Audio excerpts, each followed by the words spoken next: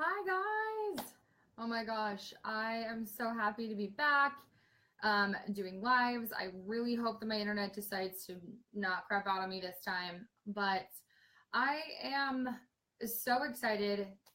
I'm always excited to be live because I love talking to all of you, and you guys make my life so much better. Hi Ashley.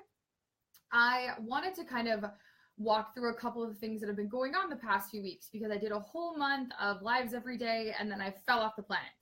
And a little bit of that was because like I basically needed to like chill for a minute. Hi Holly. But some of it was because like I really had to grasp. Hi Donna. Where I was in life, what I was doing. You guys have seen me do wine, and I did coaching, and then I was working so many things, right? The biggest thing that I decided during my couple weeks of reprieve is the best thing that I can do for myself is completely stand in my authenticity. Now, I really, really hate using words like being authentic, struggle is real, because like everyone says that, and like, what does that actually mean? But for me, it really truly means that I completely, um, let me back up. I figured out in the last few weeks that there was a giant piece of me that still really cared what everyone thought of me. I would go on my lives after I would do them and be like, oh, did everybody watch it? Did people like it? Like, oh, is this working? Like, am I impacting anyone? And I started seeing this dip in my actual like message coming across like it mattered. I became kind of robotic at the end of the month and I seemed kind of fake in my own eyes when I would rewatch them.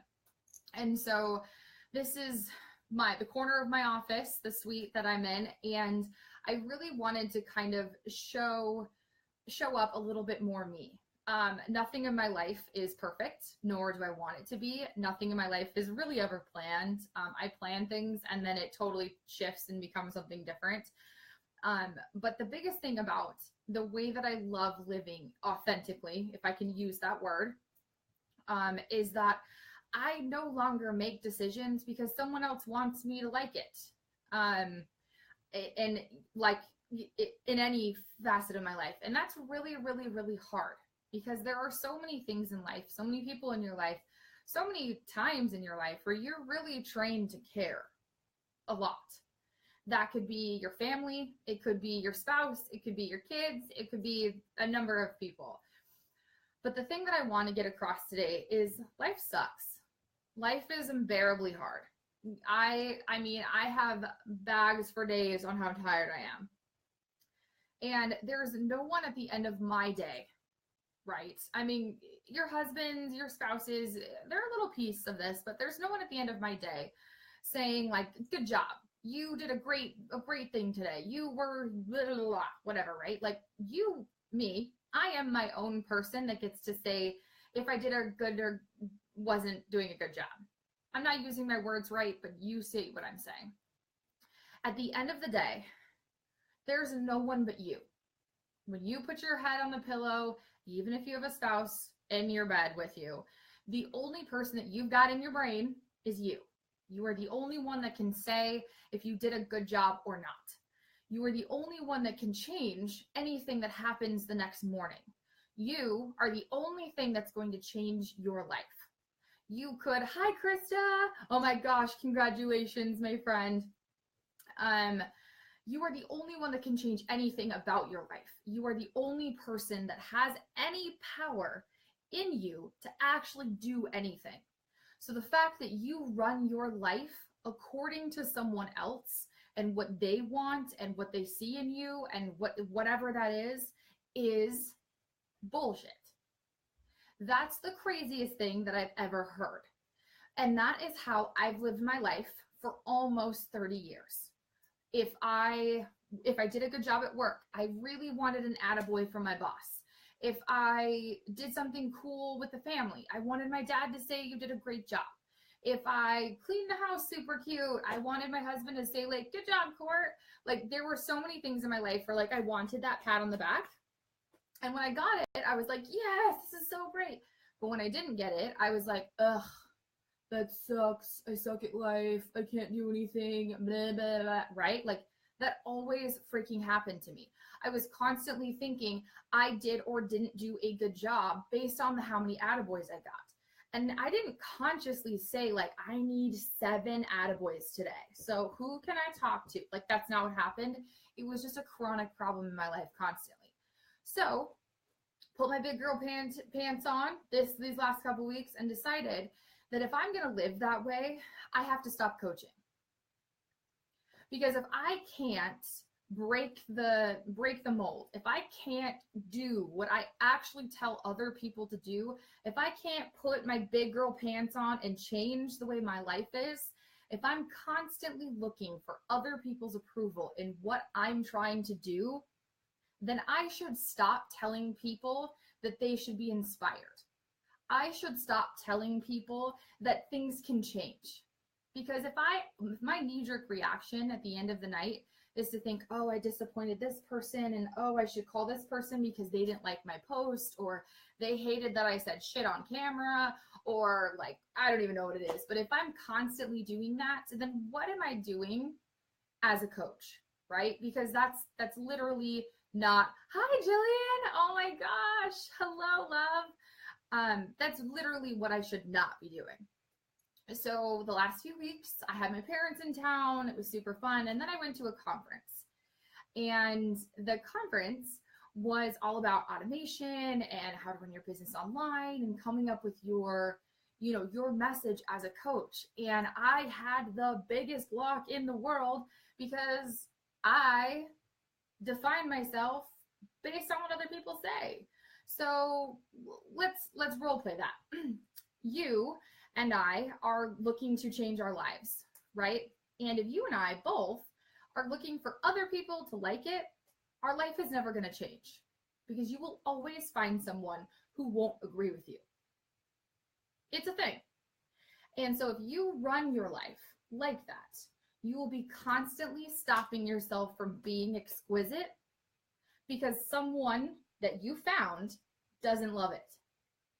And I don't care if it's the person that you have to talk to every day or if it's your grandma, great-great-grandma that you never see. Like, either way, you found someone who doesn't like it. So then you've told your brain, I can't do it because they don't like it and I don't want to offend them.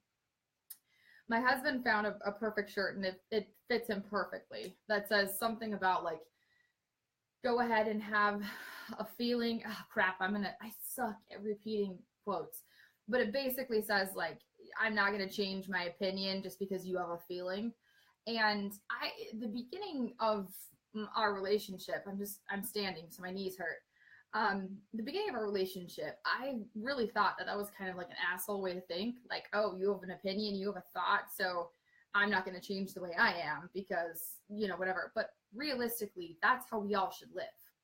If you are authentically, lovingly showing up every day, in whatever capacity, and someone else deems you offensive, and you didn't do it on purpose, if you were just you, trying to be you, lovely, fabulous you, hi Shannon, and that person took offense to you, or decided that you shouldn't be doing whatever you're doing, or had an opinion that really didn't matter, and you gave them the opportunity to change your mind, you are literally changing your mind based off of a feeling, not a fact. So how are we ever supposed to change anything? Because think about how many feelings you have a day, right? If you change the way you were going to live every day based on everyone else's feelings, you would never get anything done, right? So let's all put our big girl and big boy pants on this week. I'm talking to myself as well. And recognize that the people and the things that we are getting opinions from shouldn't matter. Because if we're constantly looking for that, then you and I both know that we're looking for an out. If you're constantly looking for that, if you want other people's opinions and you want them to feel a certain way about it before you do anything, then you just gave yourself a big fatty excuse to not do the actual thing that you set out to do. Because you're always going to find someone that's going to hate it. You're always going to find someone that doesn't like what you're doing. You are always going to find that proof that whatever you're doing isn't enough and shouldn't be done.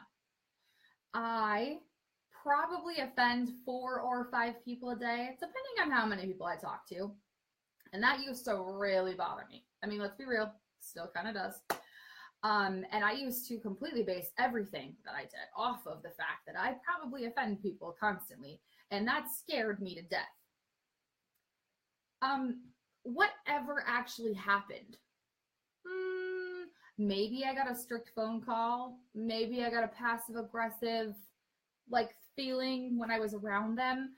But, nothing ever really happened. So if the worst thing that's going to happen is that they're passive aggressively going to say something, then that's okay.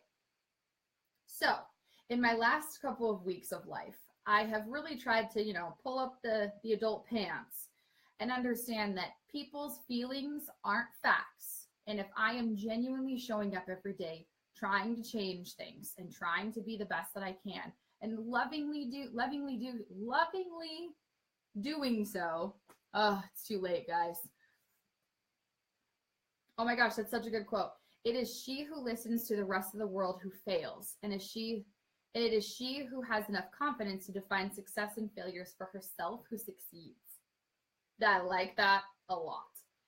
And so today, you guys, I really wanted to show up and tell you that has been something I've been struggling with.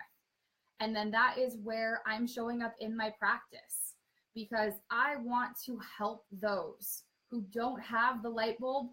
They haven't had that click moment where they think they're enough, or they want that change to happen, but they don't think it can. I want you to understand that is where we all sit every day. I don't ever wake up thinking I'm going to conquer the world. I get there, I churn, it happens, I'm getting better at it, but that doesn't happen automatically. You will never change you'll never change the world, or you'll never change the thing that you want to if you sit and wait to be ready. You will never be ready. I am never ready. I leap way before. And I think the quote is leap and find your wings along the way. And I used to think that's crazy because I'm a planner. I like charting things, like to have things out and going, but you're never ready. You're never ready for people to hate you. You're never ready for that passive aggressive comment. You're never ready for good things to happen, because half of us can't actually handle success. If you're like me, you shoot your success in the foot every time it happens. So let's all pretend that that's a real thing, that you can accept success, you can accept the compliment, you can accept the fact that you're way better than you think you are, and you don't even know your potential yet. I want to help you turn that light bulb on, because the minute you do, you'll actually see that you're worth a lot more than you ever give yourself credit for. And these so-called people in your life that are feeling all over the place need to have a special place in your life really far away because they shouldn't matter, because you have so many feelings per day. If you really had to change based on everyone else's thousands of feelings every day, you literally would never get anything done. So today, let's all put our fabulous adult pants on, pretend that we can handle things, and remember that showing up authentically and showing up before you're ready does not mean faking it. That is not what I want. It's that you are going to leap into the faith of someone else and understand that you can, even when you can't. Because we're all still living, breathing human beings. Whatever trauma and awesomeness that you went through, you did it. You're still here. And that the next step is going to be that much better. I love you all, and I cannot wait to see how all of this unfolds and how wonderful you all are. I am super pumped for this month, launching a few coaching programs. So if you're interested, message me. Great. If you're not, still love you tons. But if nothing else, if you'll go like my page, because I just decided that I was going to make something professional happen, I'll link it to this, but if you'd like my page, that'd be great. I love you all, and I will see you tomorrow for Whining Wednesday. And come with some questions. I'm excited. I have some questions from some of my coaching clients that I'm going to answer. But if you have any, come, type them in the chat, email me, message me, whatever. We'll talk about them. But I love you. Mwah. Have a fabulous, fabulous day.